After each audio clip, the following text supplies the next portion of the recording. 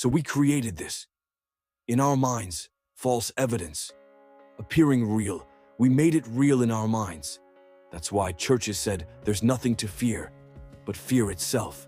That's the destructive monster. So turn off things that can contribute to your fear. Turn a deaf ear to people that all they can do is talk about how negative things are, because they have brought into the consciousness of the world.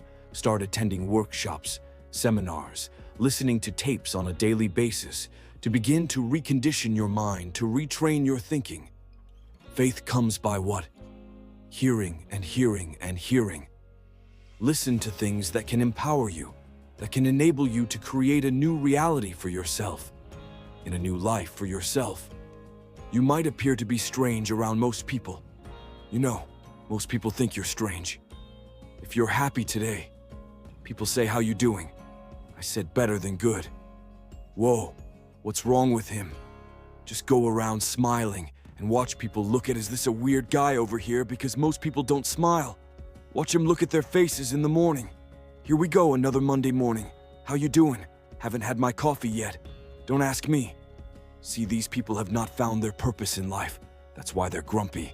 That's why they're miserable. That's why they're so negative. They're hurting, and they want to hurt other people.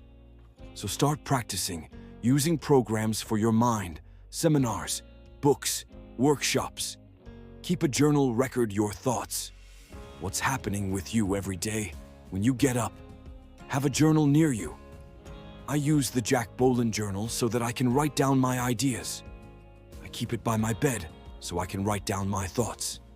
See, ladies and gentlemen, we get 3 to 4 thoughts a year, that if we would act those thoughts, they can change our life. When you don't have a true appreciation and acceptance for who you are, and you allow yourself to be immobilized by fear, what happens in the process is that you begin to abuse yourself. You begin to sabotage your life. You begin to sabotage your dreams. You begin to unconsciously work against yourself. You become your own worst enemy. So what do you do about that? Well, you begin to realize that your dream and your gifts have so much meaning and so much value for you, till your hunger for them will begin to push you past the fear. Your hunger to have them will give you a special drive as you work on yourself, as you begin to acknowledge your true identity, the true power that you have, the true capacity you have to bring about change, the miracle-working power that you have within yourself to do the things that you want to do. When you take them on, I'm reminded of a man who, this gentleman was doing a special study of a special tribe in Africa, headhunters, and he had difficulty in developing a relationship with these tribesmen because of the fact that he had fear. He had fear. They would take his head, so he worked there for a long time with no effort, no progress in developing relationship and rapport and being able to achieve a level of trust. So finally one night while he was in bed, he was thinking about, I said, what is it that you came here to do? What is your life work as a missionary? He said, I wanted to study these tribesmen. I said, what's the worst thing that they can do to you, kill you? And he just decided, hey, this is what I came here to do. I know that there's some risk involved and I'm going to do it. Come what may. He said, I'm not going to be afraid anymore. He went back the next day and he started doing the work and trying to talk to and interview many of the members of this tribe, and they began to respond to him. They threw out the welcome that to him. And years later, when people came to see what his progress was, they asked him, how were you able to do this? How did you convert the relationship from being hostile to that of being positive? And he said something I think has value for all of us. He said, when life can no longer threaten you with death. He said, what else is music there? And the majority of the fears that we have are not life or death fears. They're not those kind of fears, but through our imagination, we blow them out of proportion and we give them more power than they actually have or deserve, and we permit them to govern our lives. We permit them to determine how far we can stretch out on our dreams and discovering our stuff. And as we begin to look at ourselves and begin to wait a minute, just getting to the point as you assess yourself and begin to prove yourself and just say, wait, hold a minute, I've been sweating this out. What's the worst thing that can happen to me on this? Will it kill me? Will I die? Wait, why am I going through all of these changes over this? How much power does this really have? And am I the one that's feeding the power into it? See, a lot of times we allow ourselves to be fed and to be programmed to being afraid of. You watch the news and read the newspaper. You'll be scared to come out the house. Am I right? You'll be afraid. So what kinds of things, what kinds of thoughts are you feeding your consciousness? What kind of things are you putting in your mind that will enable you to either move forward or to justify why you're staying where you are? I used to be a door-to-door salesman. I had X number of TVs. I had a minimum amount that I knew I had to sell every day in order to provide for my mother, who was ill at the time, who had lost her job at the M&M cafeteria because of arthritis. And I said, I'm going to go door 2. And sometimes I would not come home until 1 at night, knocking on people closing. What do you want? Would you like to buy a nice working month's television set? No money down. No, what about an Emerson TV? No, thank you very much. Do you know anybody else that would be interested? No, thank you very kindly. Not going another. Hello, would you like to buy a nice working television set? No money down. No, get away from our door. Thank you very kindly. Do you know anybody else would be? Yeah, my cousin, he lives too. Do down. Thank you very kindly. I tell him you sent me when now. Hey, your cousin told me that you wanted to buy television. Told me to come here and talk to you. We got a special discount for you. Yes, come in. I'm interested. I would just keep right on. I would not go home until I did it. It's an interesting thing, ladies and gentlemen, that when we put ourselves in a situation where we say, we're going to do it, it puts you in another zone where the universe responds to you.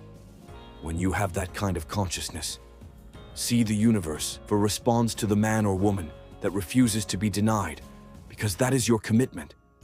That business that you want, that book you want to write, that dream that you have of controlling your destiny, that is yours, that power to create that and to manifest that is yours, that's available to you.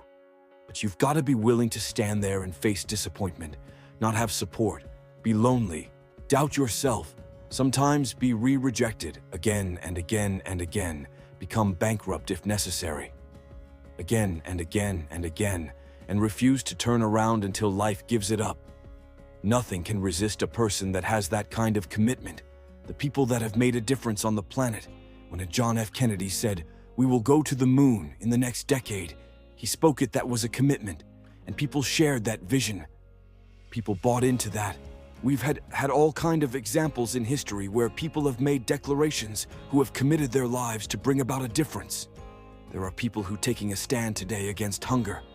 I guarantee you, it will be a part of our past.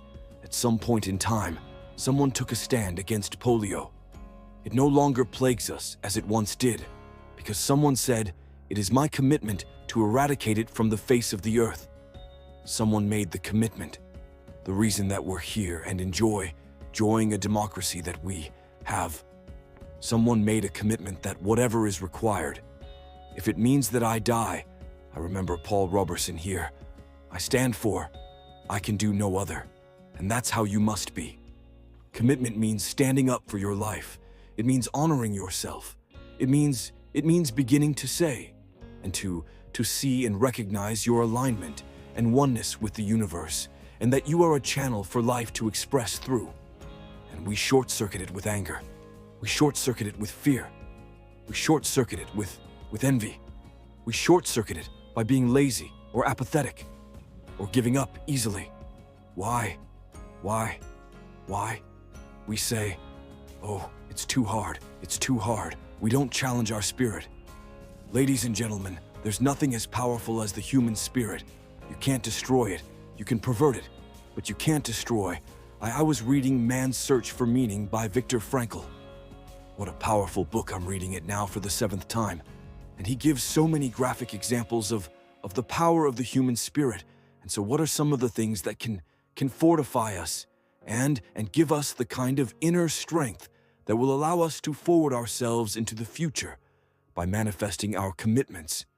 Number 1, commitment means, in some cases, going back to school, getting some training sitting up in class with people younger than you, putting yourself in a position where you don't know. And that is awkward and uncomfortable, but because of your commitment to develop yourself, or to go back to school, to get a high school diploma, or to get a college degree, that it doesn't matter, feeling dumb and saying, "What am I doing here?" Sitting up in some boring class commitment could mean a lot of things. It could mean that you begin to go back, you got to back up. Sometimes means to back up and not give up. To regroup, back up and regroup, and come back again. Because life has waylaid you. Because you got knocked down. I think that it's very important that you start trusting yourself. Listen to yourself. Listen to that still small voice. Within you, don't try and make everything logical. There are some things about life that defies logic, that you just can't explain how the outcome is going to be. That once you begin to trust yourself and your ideas and your instincts, life takes in a whole new meaning. Because now I want you to do that feeling that you are LED, just feel, I am LED. I remember the worst speech I had ever given in my life. I let someone exploit a fear that I had for years. I had a tremendous inferiority complex because I'm not college educated, and this person knew this. And she said, "Let me write this speech for you. You're going to speak at Ohio State University. Those people are very educated there, and they're going to know when you make grammatical errors, and they're going to know because of the substance of your speech that you are not literate. I care about you. I don't want you to embarrass yourself." So this person proceeded to write a speech for me. I had a speech in my mind, but this person was stronger than I was. Negatively than I was. Positive about my own thoughts. And I gave my power away with my permission.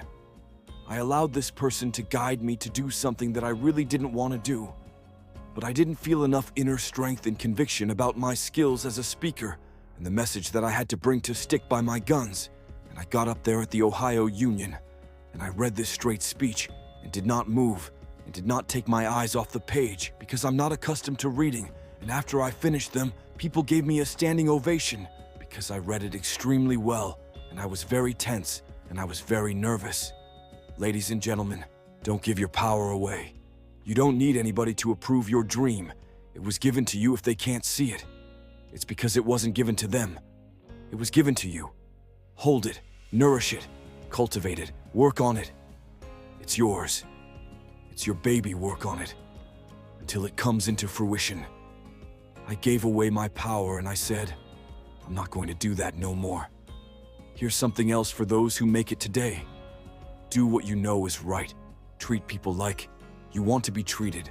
Don't try and take any shortcuts. Don't try and cheat. Pay your dues up front. I believe, ladies and gentlemen, what goes around comes around. You can pay now, or you will pay double later. So do the right thing.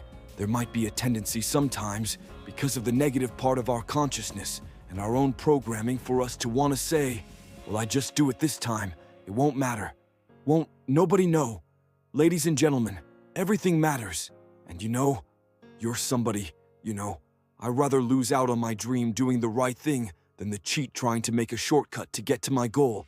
I want to be able to look myself in the mirror, and that's what you want to do. There's no saying, judge a man not by what he does, but by that he doesn't have to do. And to judge the true quality of a man is, what do you do when nobody's looking? See, there's some good out there for you in the universe that has your name on it, and nobody can get your good. It has your name on it. They can't take your stuff. It's your stuff, so when you know that whatever you're seeking, it's also seeking you. You don't worry. You don't run. Scared. You don't think somebody's going to take it from you. You listen to your inner voice, and you always take the high road. There will be the tendency, the natural inclination to take the low road. You must resist that. Here's something else I encourage you to do. If you want to make it, to keep your agreements. Keep your agreements that you make, and establish a network of people who will also do that. Establish a network of people in your life that you can count on, that will be there for you when you need them, and you be there for them. Here's the other thing is, you're working on your dream. A lot of people have been calling me saying, "Hey man, I read about you and Ebony. Boy, you're lucky, ladies and gentlemen. Let me tell you something. Here's something else. 3 PS to have in your life, and working on your dream and doing your life work. You must be patient, persistent, and positive, no matter what. If this message stirred something in you, don't let it end here. Someone out there needs this. Someone out there is on the edge, and you might be the reason they hold on or rise up. So if you felt this, like the video, share it with someone who needs it, and subscribe to this channel, because this is just the beginning. Every week, we drop words that rebuild your mindset, reset your purpose, and remind you of who you really are. Your future self is watching. Make them proud. Until next time, stay driven, stay fearless, and keep showing up. You.